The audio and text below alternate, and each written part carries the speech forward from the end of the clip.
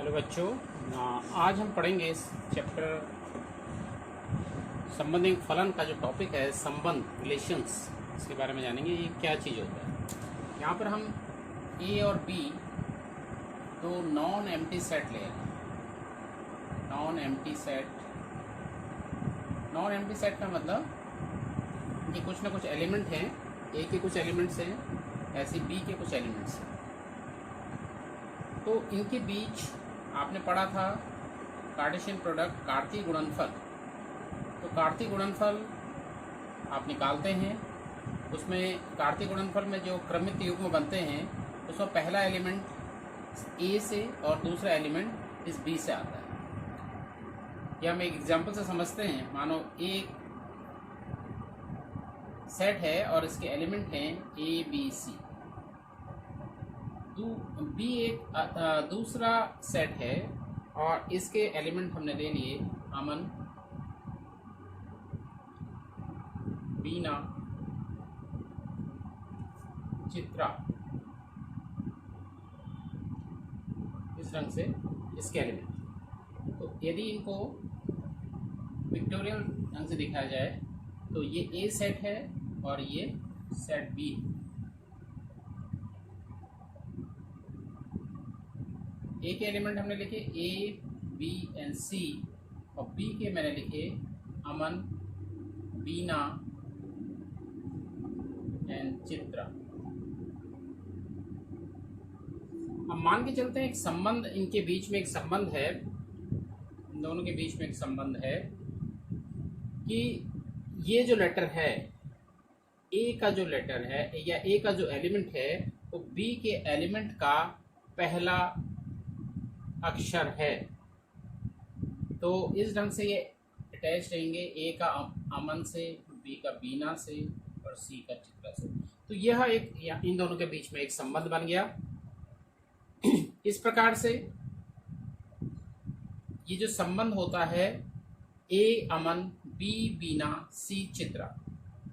यदि हम ए cross B निकालते हैं, ए क्रॉस बी के एलिमेंट निकालते हैं तो ए अमन, ए बीना, ए चित्रा, बी अमन, बी बीना, बी चित्रा, सी अमन, सी बीना और सी चित्रा आता है।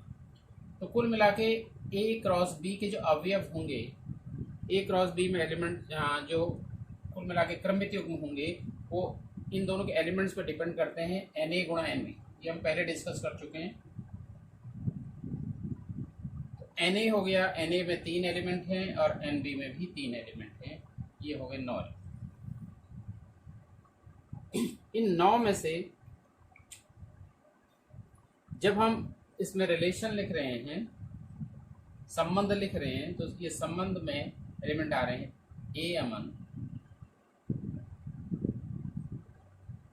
बी बीना एंड सी चित्रा। इस ढंग से इसको समझना है। ये आर के एलिमेंट है। तो आपको क्लियर एक चीज समझ में आ रही होगी, ये आपको समझ में आ जाएगा। ये जो आर जो होगा ये ए क्रॉस बी का हमेशा सबसेट बनेगा। R is always a subset of A cross B, ये आपको समझना है। यहाँ पर आर में 3 एलिमेंट हैं और ए क्रॉस बी में हमने बता दिया आपको वो एलिमेंट ए क्रॉस बी के होंगे ए अमन, ए बीना, ए चित्रा, बी अमन, बी बीना, बी चित्रा, ऐसे सी अमन, सी बीना और सी चित्रा। 9 एलिमेंट होंगे ए क्रॉस बी में। तो और आर संबंध में बनने 3 एलिमेंट। तो हमेशा क्या होगा, ये संबंध जो होगा ये ए क्रॉस बी का क्या होगा, एक सबसेट होगा, इसके बराबर भी हो सकता है। ठीक है, तो ये आपको ध्यान में रखना है। एक और चीज आपको बता दें, कितने संबंध बन सकते हैं, कितने संबंध बन सकते हैं। संबंधों की संख्या अगर हमें निकालने को पूछा जाता है, संबंधों की संख्या, तो संबंधों की संख्या भी ए और बी के अवयवों पर डिपेंड करती है। ए में कितने एलिमेंट हैं, बी में कितने एलिमेंट हैं, इस पर डिपेंड करता है। तो आपको यहाँ पर भी ए क्रॉस बी निकालना है और एन ए में हम मान के चलते हैं, जैसे यहाँ पर 3 एलिमेंट है, यहाँ पे 3 एलिमेंट है। अगर यहाँ पर ए एलिमेंट, कहने का मतलब ए सेट में ए एलिमेंट है और बी सेट में यदि बी एलिमेंट है, तो आपको कुल मिला के आपने पता है कि क्रमित युग्म होते हैं यहाँ पर ए क्रॉस बी, और संबंधों की संख्या आपको निकालनी है तो 2⁴ यहाँ पर जैसे अगर इस क्वेश्चन की मैं बात करूँ, यहाँ पर जो संबंध होंगे, ए की value number of elements in set A that is 3, और बी है number of elements in set B that is also 3। 2⁹ यहाँ पर 2⁹9 अगर इसको सॉल्व। एक्सरसाइज 2.2 का पहला क्वेश्चन, ए एक सेट है, इसके एलिमेंट्स 1 2 3 अप टू 14। क्वेश्चन ये है कि ए से ए में एक संबंध आपको लिखना है। किस प्रकार का संबंध लिखना है? r equal to x y is such that 3x minus y equal to 0, x y belongs to A, x y belongs to A. तो संबंध में अगर हम ध्यान दें तो 3x minus y equal to 0, 3x minus y equal to 0। तो this implies अगर हम y का पक्षांतर करें तो यहाँ से y इक्वल टू 3x आ जाएगा। अब y इक्वल टू 3x, अब y और x क्या होता है इसको समझेंगे हम। सबसे पहले a से a में हमें एक संबंध लिखना है, a से a में एक संबंध लिखना है। a के एलिमेंट्स यहाँ लिख लेंगे, 1 सारे एलिमेंट तो आएंगे नहीं यहाँ पर, 1 2 3 4 सो ऑन अप टू 40। ऐसे ही यहाँ भी a के एलिमेंट्स हैं, 1 2 3 4 5 6 सो ऑन अप टू। अब ये जो x है, इस x की वैल्यू आपको यहाँ से लेनी है, जिसके लिए ये संबंध जो गिवन संबंध है वो परिभाषित हो। अब x की वैल्यू अगर आप 1 लेते हैं, सबसे स्मॉलेस्ट वैल्यू यहाँ पर देख रहे हैं 1 लेते, तो x इक्वल टू 1 पर y की वैल्यू आ जाएगी 3 into 1 that is 3। x equal to 2 पर y की वैल्यू आ जाएगी 3 इंटू 2 दैट इज 6, वो भी यहाँ है। x इक्वल टू 3 पे y की वैल्यू आ जाएगी, यहाँ पर x की जगह 3 रखना, 3 into 3 that is 9, 3 into 3 that is 9। x equal to 4 पर y की वैल्यू आ जाएगी 3 इंटू 4, यहाँ पर x की जगह 4 रख दिया 12। लेकिन अगर हम 5 लिखते हैं, x की वैल्यू अगर हम 5 लेते हैं, क्योंकि यहाँ तो 5 है, तो 5 लेने पर y इक्वल टू 3 इंटू 5 15, जो कि यहाँ पे नहीं है, तो इसको आपको नहीं लेना है, इसके लिए डिफाइन नहीं है, इस चीज़ को समझना है। तो अगर हम इसको एरो डायग्राम से दिखाएं तो 1 पर y की वैल्यू 3 है, तो 1 का जो संबंध है वो 3 से। ऐसे 2 का संबंध, कहने का मतलब है 1 3 r को अगर हम रोस्टर फॉर्म में लिखें तो 1 3, एक तो इसका ये कार्टेशियन प्रोडक्ट्स में आएगा, 2 पे 6, 3 पे 9 और 4 पे 12, ये आर में आएंगे। इसको हम बोलते हैं रोस्टर फॉर्म में आर को लिखना। संबंध को रोस्टर फॉर्म में इस प्रकार से लिखा जाता है। तो 1 का 3 से संबंध है, ऐसे 2 का 6 से है। अब ये 1 टू 14 है तो कहीं ना कहीं 9 गया होगा, 3 का 9 से है और 4 का कहीं 12 आया होगा बीच में।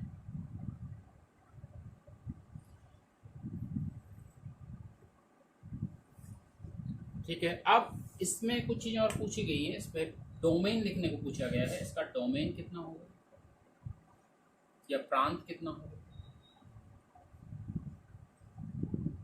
तो x की जिस मान के लिए परिभाषित है, देखिए आपको देख रहे हैं x के लिए इन मानों के लिए यह संबंध परिभाषित है, तो यहाँ पर x में ये आ जाएंगे, ये आपके डोमेन में या प्रांत में ये अवयव आ जाएंगे। दूसरा आपको समझना है कोडोमेन। कोडोमेन या सहप्रांत। सहप्रांत में ये सारे अवयव आते हैं, यहाँ के सारे अवयव आपको सहप्रांत में लिखने हैं।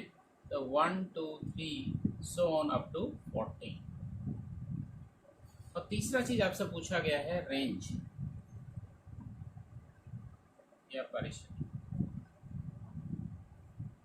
रेंज या परिसर में आपके यही सह प्रांत के वो अवयव आएंगे, कोडोमेन के वो अवयव आएंगे जो कि प्रांत के किसी न किसी अवयव के प्रतिबिंब है। तो प्रतिबिंब है, जैसे ये 3 1 का प्रतिबिंब है तो ये 3 आपको लेके चलना है। 6 जो है 2 का प्रतिबिंब है, ये लेके चलना है। 9 प्रतिबिंब है 3 का। 12 प्रतिबिंब है 4 का। तो ये 3 6 9 12 जो कि प्रांत के किसी अवयव के प्रतिबिंब हैं, ये आपके रेंज में आते हैं। 3 6 9 एंड 12।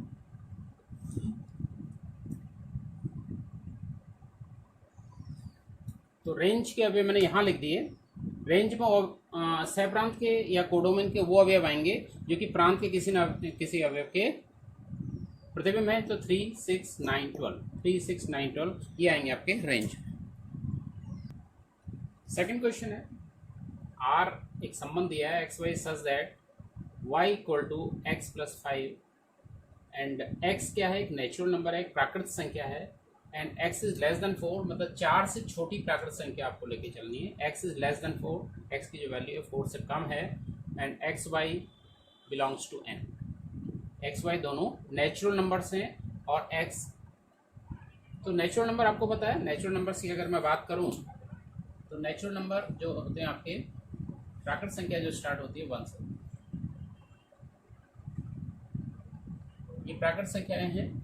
तो यहाँ पर इस क्वेश्चन में आपको x एक नेचुरल नंबर है, इसी नेचुरल नंबर्स में से लेने हैं। और लेस देन 4 और लेस देन 4, 4 से छोटे जो नेचुरल नंबर की मैं बात करूँ तो 1 2 3, तो x की वैल्यू जो हम ले सकते हैं वो 1 2 3 ले सकते हैं। x की वैल्यू 1, क्योंकि 4 से छोटे नेचुरल नंबर्स लेने हैं। तो x इक्वल टू 1 पर जब 1 लेते हैं, y जो आ जाएगा x प्लस 5, यहाँ से आपको देखना है 1, x को हमने 1 लिया है, 1 प्लस 5 दैट इज 6। और x इक्वल टू 2 पे y जो आ जाएगा आपका 2 प्लस 5, यहाँ पर 2 रख दिया x की जगह, 2 प्लस 5 दैट इज 7। और x इक्वल टू 3 पर y की जो वैल्यू आएगी 3 प्लस 5 तो क्योंकि x के हम यही 3 मान ले सकते हैं तो y की वैल्यू आपने निकाल दी। तो अब इसी संबंध को मैं लिख रहा हूँ रोस्टर फॉर्म। रोस्टर फॉर्म में इस फंक्शन को हम लिख सकते हैं, इस रिलेशन को लिख सकते हैं 1। तो एक जो है, एक का जो प्रतिबिंब हमने निकाला, एक की जो इमेज निकाली वो निकाले 6। तो 1 6 2 7 एंड 3 8। तो ये आ गया इस रोस्टर फॉर्म में इसको लिखने का तरीका। दूसरा आपको लिखना है डोमेन या प्रांत। डोमेन या प्रांत पूछा गया है।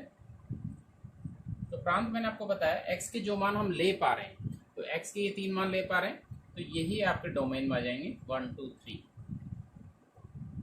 और आपसे रेंज पूछा गया है, परिसर पूछा गया है।